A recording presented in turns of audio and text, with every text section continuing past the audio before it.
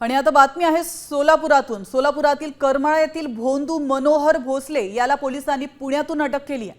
हा भोंदू संत बाळू मामाचा आणि दत्त भक्त म्हणून मिरवायचा आणि मिळालेल्या माहितीनुसार भक्तांकडून पैसे उकळण्याचा गुन्हा कुर्डुवाडी पोलीस स्टेशनमध्ये त्याच्यावर दाखल झालाय। भोंदूचा करमाळा तालुक्यामध्ये आणि कर्नाटकात मठ आहे। या ठिकाणी मोठ्या प्रमाणात रकमा घेऊन भविष्य पाहून तो मार्गदर्शन करायचा। तर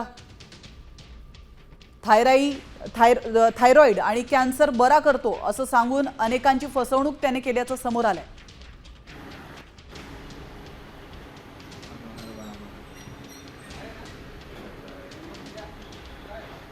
कुर्डुवाडी पोलीस स्टेशन अंतर्गत 192/26 एक गुन्हा दाखल झालेला आहे।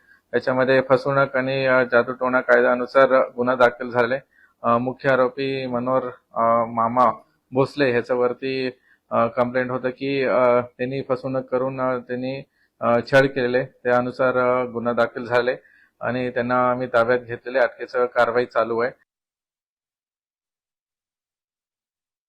पाहुयात, नवी मुंबईत पंचतारांकित हॉटेलमध्ये दरबार भरवायचा भोंदू मनोहर भोसले याचे कारनामे काय आहेत आपण पाहतोय। दरबारात जाण्यासाठी VIP कडून 51,000 रुपयांची फीस घ्यायचा।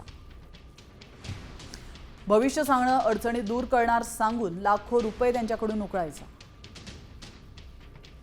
भविष्य बघण्यासाठी 11,000 रुपये फी तो आकारायचा।